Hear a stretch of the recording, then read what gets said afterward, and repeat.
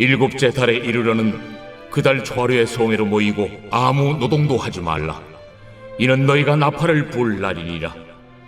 너희는 수송아지 한 마리와 순양 한 마리와 1년 되고 흠없는 순양 7마리를 여호와께 향기로운 번제로 드릴 것이며, 그 소재로는 고운 가루에 기름을 섞어서 쓰되, 수송아지에는 10분의 3이요 순양에는 10분의 2요 어린 양 7마리에는 어린 양 한 마리마다 10분의 1을 드릴 것이며, 또 너희를 속죄하기 위하여 순념소 한 마리로 속죄죄를 드리되, 그달의 번제와 그 소제와 상번제와 그 소제와 그 전제 외의 그 규례를 따라 향기로운 냄새로 화제를 여호와께 드릴 것이니라. 일곱째 달 열흘날에는 너희가 성회로 모일 것이요 너희의 심령을 괴롭게 하며 아무 일도 하지 말 것이니라. 너희는 수송아지 한 마리와 순양 한 마리와 1년 된 순양 7마리를 다 흠없는 것으로 여호와께 향기로운 번제를 드릴 것이며, 그 소재로는 고운 가루에 기름을 섞어서 쓰되, 수송아지 한 마리에는 10분의 3이요 순양 한 마리에는 10분의 2요 어린 양 7마리에는 어린 양 한 마리마다 10분의 1을 드릴 것이며, 속죄제와 상번제와 그 소제와 그 전제 외에 순념소 한 마리를 속죄제로 드릴 것이니라. 큰 산아, 내가 무엇이냐? 내가 스룹바벨 앞에서 평지가 되리라. 내가 해결할 수 없는 모든 삶의 문제 앞에 담대하게 하나님의 말씀을 믿고 외칠 때 산과 같았던 나의 모든 문제들이 바뀌어서 평지가 될 줄 믿습니다. 오늘도 어제에 이어서 이 이스라엘 절기를 살펴보도록 하겠습니다. 어제는 6월절로부터 시작해서 무교절, 초실절, 칠칠절까지 살펴보았고, 지금 우리가 살아가고 있는 지금 이 시대는 이 오순절과 나팔절 사이에 이 시기를 살아가고 있다고 말씀드렸습니다. 그럼 오늘은 이제 남은 3개의 절기 중에 2가지, 나팔절과 이 속죄일에 대해서 우리 살펴보도록 하겠습니다. 이 먼저는 나팔절입니다. 이 나팔절은 7째 달 첫날에 드리는 절기이며, 이 이스라엘의 민간력으로는 이 신년이 시작되는 날이기도 합니다. 그리고 우리가 사용하는 달력으로는 9월에서 10월 사이, 편하게 말하면 추석 즈음이라고 보시면 됩니다.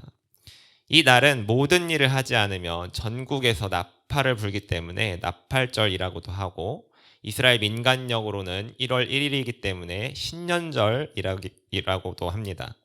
그리고 칠칠절과 이 나팔절 사이에는 약 4개월 정도의 이 간격이 떨어져 있는데, 이 시기에 이스라엘은 본격적으로 농사를 하는 시기이기도 합니다.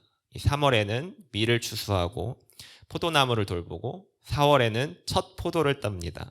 그리고 5월에는 포도, 무화과, 감람나무 열매가 익어가고, 6월에는 마지막 포도를 수확하는 것으로 이 모든 농사가 끝나게 됩니다.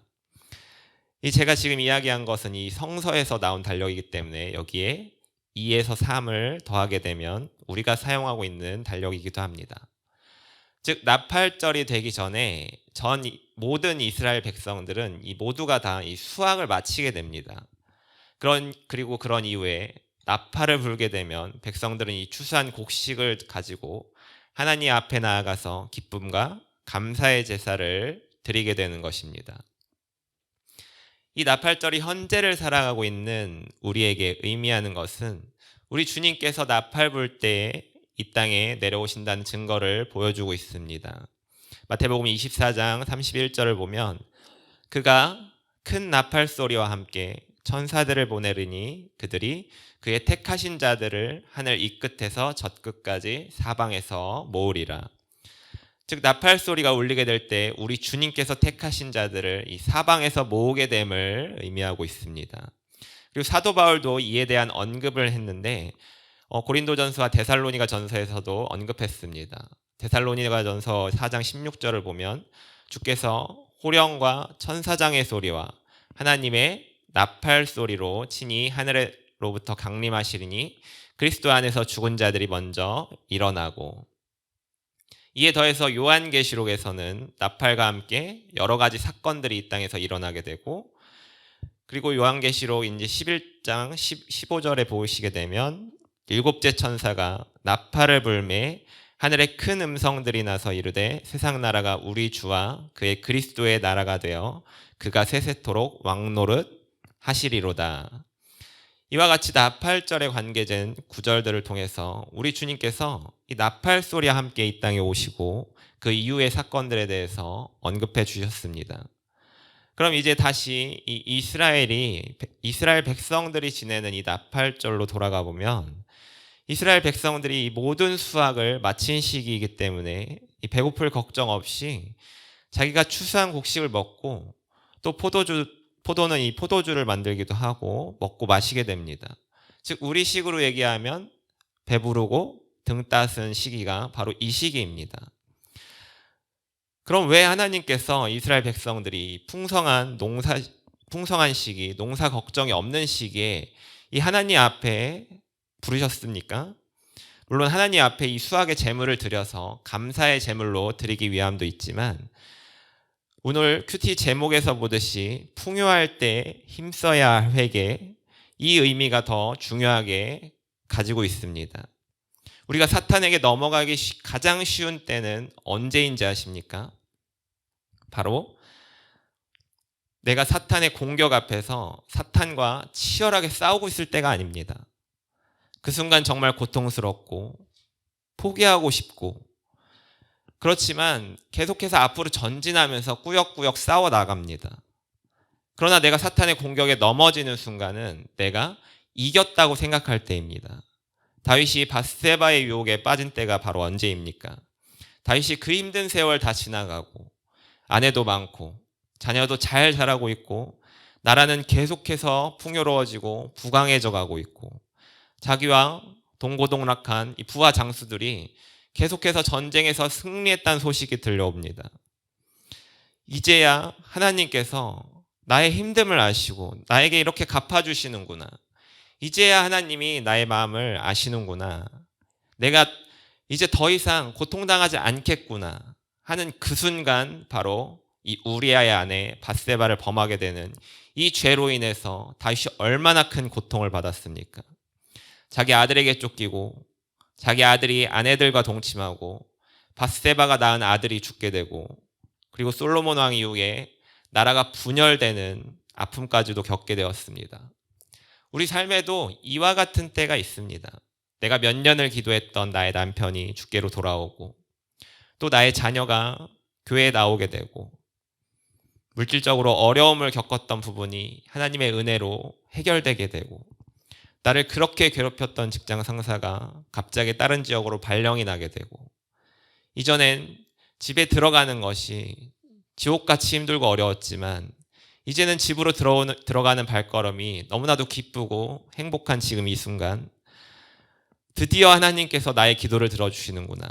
드디어 내 기도가 응답받았구나.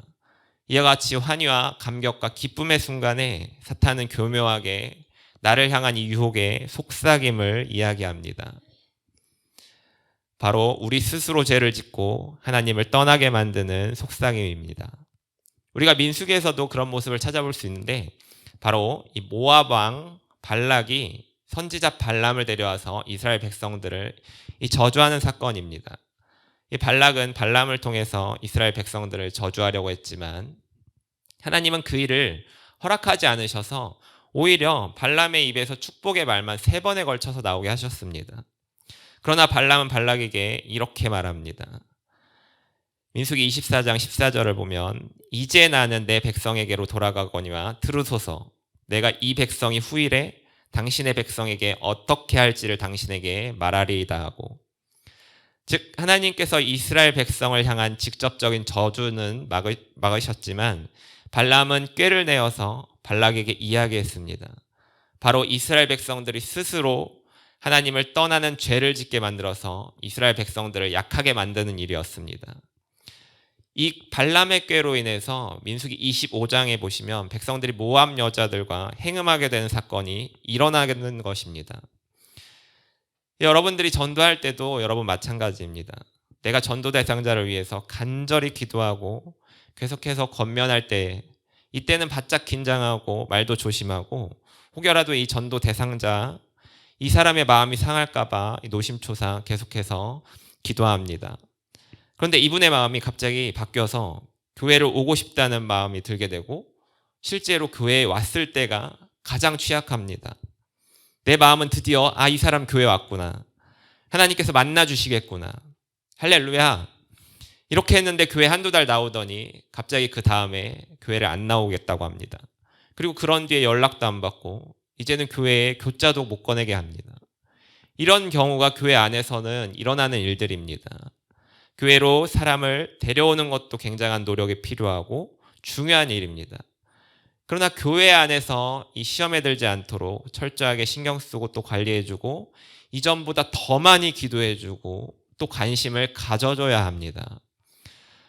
그리고 잘 자랄 수 있도록 철저하게 말씀으로 또 양육해줘야 될 필요성이 있습니다. 마치 갓 태어난 아이에게 너 이제 태어났으니까 혼자서 젖병도 잡고 먹으라고 하는 것이 아니라 갓 태어났으니까 안아주고 또 젖병도 잡아주고 다 먹었으니까 이렇게 세워서 트름도 시켜주고 입 주변도 닦아주고 즉 교회 나오기 이전에 했던 노력보다 어떻게 보면 교회 나온 이후에 해야 될 노력들이 더 많을 수도 있습니다. 교회에서 상처 있거나 이 시험 드신 분들은 다시 이 교회에 나오라고 하는 것이 이 새신자들을 전도할 때보다 더 배는 더 어렵습니다. 그리고 어쩌면 이분들에겐 다음이 없을 수도 있기 때문에 더 이 교회에 나온 새신자분들에게 우리가 신경을 써줘야 되는 이유입니다. 이 우리는 나의 풍요한 시기, 정말 더할 나위 없다. 이렇게 더할 나위 없이 좋다는 시기. 이 생각이 드는 시기에 우리가 경각심을 가지고 더욱 하나님 앞에 무릎 꿇는 겸손으로 우리는 나아가야 합니다. 우리가 신앙생활 잘 하다가도 이 풍요함에 저주에 빠질 수 있습니다. 내가 물질적으로 어려울 때는 이 신앙생활을 굉장히 잘 했지만 하나님께서 축복해 주셔서 이 물질에 대한 어려움이 없어진 이 순간 그리고 마음껏 하나님의 일을 하게 되는 그 순간이 찾아왔을 때 하나님을 떠나가는 사람들이 그렇게 많습니다. 그래서 하나님이 이전에는 기도만 하면 축복도 부어주시고 또 물질도 채워주시는데 이제는 하나님께서도 이 대인계 많으셔서 더욱더 철저히 우리들을 검증하실 수 있습니다. 따라서 우리는 나의 이 풍요로운 순간이 굉장히 위험한 순간임을 우리는 인지해야 됩니다. 이 순간 철저히 하나님 앞으로 돌아가는 회개를 우리가 힘써야 합니다. 회개는 하나님을 향해 나의 발걸음을 돌리는 일입니다. 하나님을 향해 나의 몸을 돌려 하나님 쪽으로 나를 이렇게 다시금 걸어가게 하는 행위가 바로 이 회개입니다. 그리고 나의 몸과 눈 그리고 귀가 하나님께로 향하게 되기 때문에 이전까지는 잘 들리지 않았던 이 하나님의 말씀들이 더욱더 명확하게 들리게 됩니다. 그리고 나를 향한 하나님의 뜻을 더욱 명확하게 분별할 수가 있게 됩니다. 그렇게 철저한 회개로 기도로 주님 앞에 나아갈 때 내 안에 있었던 이 죄가 생각나게 됩니다. 하나님께 나아감에 있어서 방해가 되고 죄를 가지고 하나님을 만날 수가 없기 때문에 먼저 그 죄를 깨끗하게 한 이후에 우리가 하나님을 만날 수가 있습니다. 이와 같은 풍요의 순간에 하나님 앞에 철저한 회개로 나아갈 때 죄가 생각난 이 이스라엘 백성들을 위해 하나님께서는 이 속죄일의 은혜를 허락하여 주셨습니다. 이날은 1년에 한 번 있는 날로 계속해서 하나님 앞에 제사로서 나아갔지만 그럼에도 내 안에 남아있었던 이 죄의 찌꺼기들을 청소하는 날입니다. 즉 나의 마음의 이 묵은 때를 제거하고 다시금 하나님 앞에 계속해서 나아갈 수 있도록 하나님께서는 은혜를 허락해 주셨습니다. 지금 우리에겐 주님이 이 역할을 해주십니다. 내 눈에 보이지 않는 더러움까지도 주님께서는 깨끗하게 씻겨주십니다. 제자들의 발을 씻겨주셨듯 내가 인지하지 못하는 곳 구석구석 깨끗하게 씻겨주셨고 나를 아버지 앞에 데려가 주십니다. 이 얼마나 큰 은혜입니까? 창조주이신 나의 주님께서 하찮은 피조물에 불과한 나의 죄를 위해 그 거룩한 손이 더러워지는 것도 아랑곳하지 않으시며 나의 발을 씻겨주시는 그 은혜를 깨닫게 될 때 그 누가 주님 앞에 무릎 꿇지 않을 수가 있겠습니까? 우리 이 시간 나의 마음의 무릎을 꿇고 기도하길 원합니다. 철저한 회개로 세상의 만족을 찾아서 가는 이 나의 발걸음을 다시금 주님께로 돌리길 원합니다. 세상은 자기와 함께 이 풍요로움을 누리며 함께 하자고 이야기합니다. 그러나 저와 여러분은 오직 주님만으로 만족하고 오직 주님과 함께 하길 소망합니다.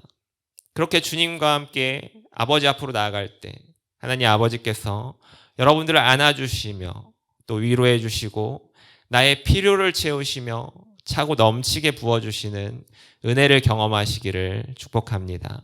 기도하겠습니다. 나의 삶이 풍요로워지고 더할 나위 없이 좋다고 느낄 때 오히려 주님 앞에 회개로 나아가길 힘쓰게 하여 주옵소서. 그러므로 사탄의 유혹에 빠지는 것이 아니라 나의 죄를 모두 다 비우는 속죄의 은혜를 허락하여 주옵소서. 이 모든 건 예수님 이름으로 기도합니다. 아멘.